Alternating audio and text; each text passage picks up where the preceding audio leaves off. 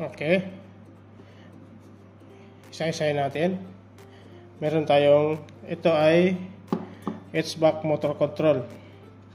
HVAC motor control, ito yung sa mga package unit, yung malalaki. Mayroon siyang fan cycle switch. Isa-isahin natin. Meron thermostat, Honeywell thermostat. Tapos merong fan cycle switch, ito yon, fan cycle switch. Merong timer, time delay, relay, circuit breaker, MCB, contactor, compressor contactor, condenser, fan motor 1, condenser, fan motor 2. Itong puti na to, ito yung blower. Yung blower ng package. Itong dalawa, ito yung condenser 1, condenser 2. Yung condenser fan motor 1, condenser fan motor 2. Ito yung sa compressor. Ito yung sa condenser 1, condenser 2. Yung sa fan, yung cycle switch, yung isang condenser fan motor 2, naka-interlocking siya sa fan cycle switch.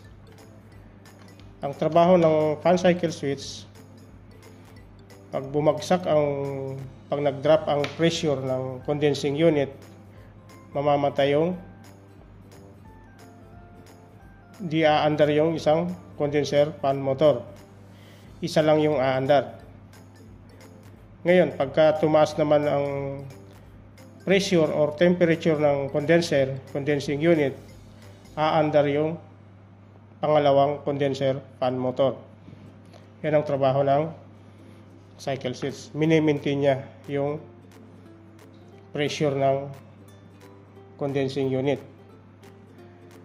Meron tayong push button para push button, on and off lang. Start, stop, push button. Okay. Ito yung thermostat, Honeywell Universal Thermostat. Sa package type, pwede ito sa package type. Ito yung mga ginagamit namin sa package type. Tapos time delay,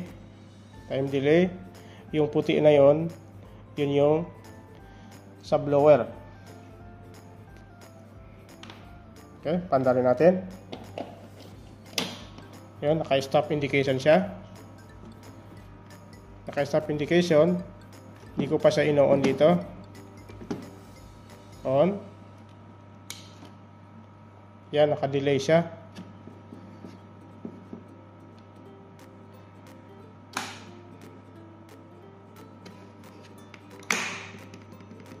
Ayun.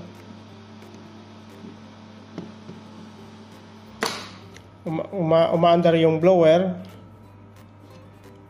Tapos yung compressor hindi pa gumagana kasi yung set point ay 26, yung room temperature niya, room temperature 24. Ngayon ibababa natin ng 21 para gumana yung compressor. Ayun.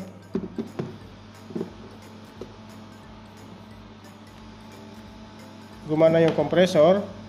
Isang compressor, isang condenser fan motor. Ayun, gumana yung isa. Pero yung isang condenser fan motor, naka-interlocking siya sa fan cycle switch. Hindi siya andar hanggat hindi tumataas ang pressure ng condensing unit, yung head pressure. Ganun ang trabaho ng fan cycle switch. Lagay mo natin dito.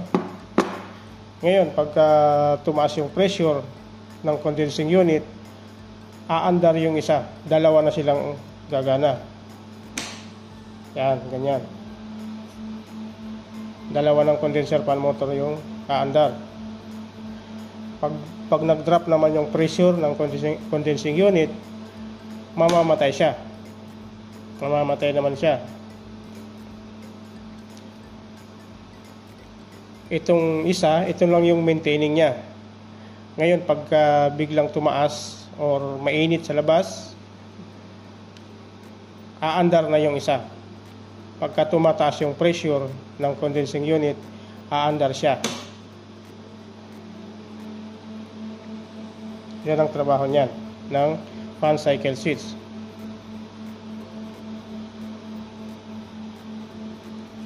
Meron akong example dito. Ito, example lang to. Minsan ganito ang nakalagay sa fan cycle switch. Pag tumaas ang pressure,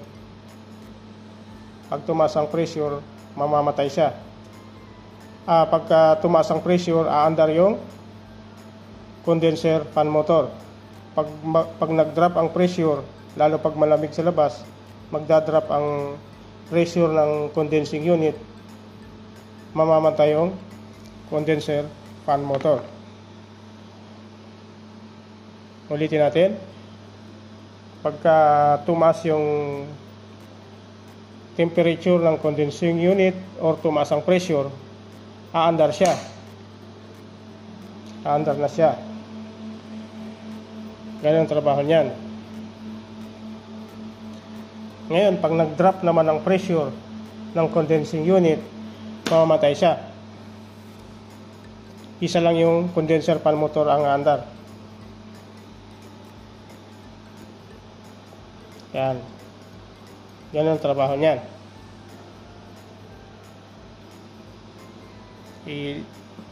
Itaas natin ng 26 para mag-cut off. Ayun, cut off. Nag-automatic cut off siya. Namatay yung condenser saka yung compressor. Ngayon, bababa ulit natin ang 19 para umandar yung compressor. Ayan. Umandar yung compressor. Ulitin natin. Pagka tumaas yung head pressure, tumaas yung temperature. Okay. Ito pala yung diagram niya. Simplify ko na lang para madaling maintindihan. Ito yung contactor, compressor contactor, condenser fan motor, contactor, blower. Lagyan natin. Sulatan natin para maintindihan.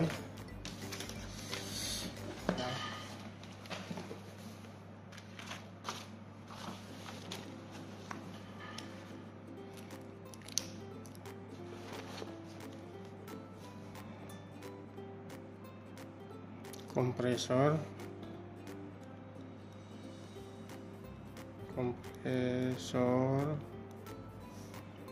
ito fan motor,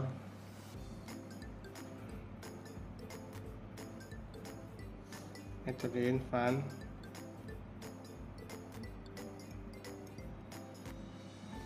ito is a blower. Okay. Ito siya. Ito yung diagram niya. Kung gusto nyo, screenshot nyo lang. Ayan. Kung malinaw, shift na. Ito yung cycle switch niya. Yung cycle switch niya, naka-interlock siya sa condenser fan number 2. Yung cycle switch niya. Pagka nag-drop yung pressure, mag-o-open siya, mag-o-off yun. Mag-o-off yung condenser fan motor. Pag tumaas yung temperature, tumaas yung pressure ng condensing unit, mag-o-close siya, aandar ngayon yung condenser fan motor. Magsasabay yung dalawa. Ito yung blower niya. Ito siya. Yung number 1 ng Honeywell thermostat, ito yon. Yung number 1 niya is line. Yung number 2 is heater. Hindi ko nilagyan para madaling maintindihan. Yung number 2 is heater. Number 3 is cool. Yung Y is cool. Papunta ng compressor. Ito siya. Ito yung Y. Pumunta siya ng compressor. Yung number 4 is yung neutral. Ito yung neutral. Number 4. Number 5 natin yung blower. Ito din natin nilagyan to. Yung reset back. RSB. Ibig sabihin yung reset back. Ito yung sa cycle switch. Ulitin natin ang cycle switch. Pag nag-drop ang pressure, mag-open to. Pag nag-drop ang pressure ng condensing unit, mag-open siya. Mag-off yung condenser fan motor. Pag tumaas yung pressure ng condensing unit, mag-close siya. Aandar ngayon yung condenser fan motor. Magsasabay na yung dalawa na condenser fan motor. Isang compressor, dalawang condenser fan motor. Yung isa naka-interlocking siya sa cycle switch. Okay. Ulitin natin, paandarin ulit natin.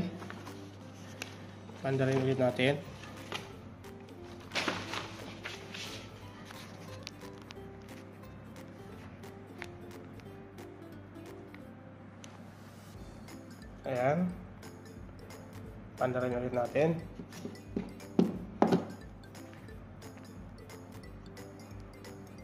Okay. Ito sa condenser fan motor tong dalawa. On natin.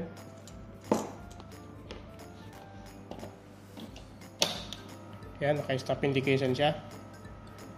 Ngayon, i-on natin dito. Meron siyang time delay.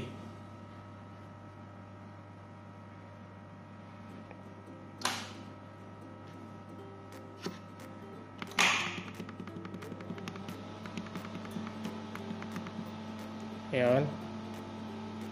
Tingnan natin.